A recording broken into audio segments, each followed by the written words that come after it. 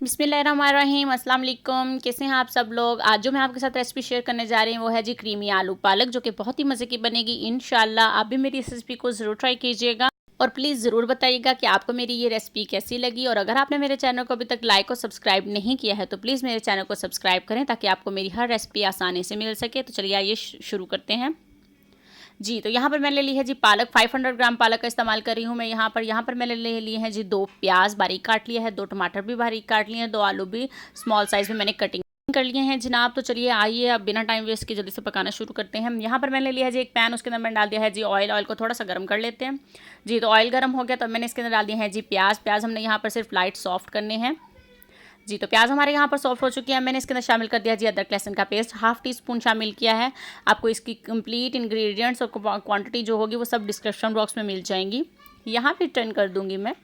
जी, तो टमाटर मैंने अच्छी तरह से सॉफ्ट कर लिए हैं। अब मैंने इसके अंदर डाल दिया है जी नमक, हल्दी, कुटी लाल मिर्च 2 टीस्पून डाले हैं और पिसी लाल मिर्च डाल दी है जी, पिसा धनिया डाल दिया है जी। अब मैं इसको कर लेती हूँ अच्छे से मिक्स। थोड़ा सा इसके अंदर मैं डालूंगी जी पानी ताकि मसाला हमारा सॉफ्ट रहे।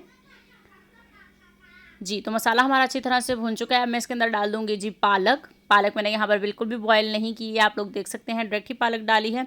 जी, तो पालक का पानी अपना ही होगा, बिल्कुल भी एक्स्ट्रा पानी नहीं डालेंगे और कवर कर देंगे जी 7 से 8 मिनट के लिए। जी, तो यहाँ पर 7 से 8 मिनट हो चुके हैं। ये देखिए जी पालक हमारी अच्छी तरह से सॉफ्ट हो चुकी है। अब मैं इसको कर रही हूँ जी हैंड ब्लेंडर से ब्लेंड।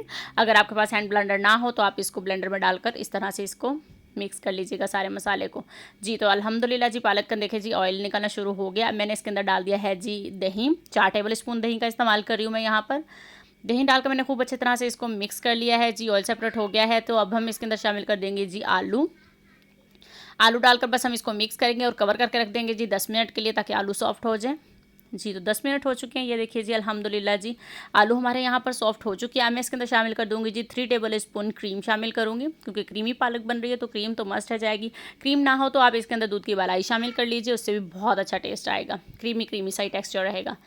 जी, तो अल्हम्दुलिल्लाह जी पालक हमारी तैयार हो चुकी है। ये देखिए जी क्रीम ने भी अपना असर जो है इसके अंदर दिखा दिया है, अच्छी तरह से पक चुकी है। अब हम इसको निकाल लेते हैं जी एक बाउल में और आपको दिखाते हैं कि कैसी लग रही है।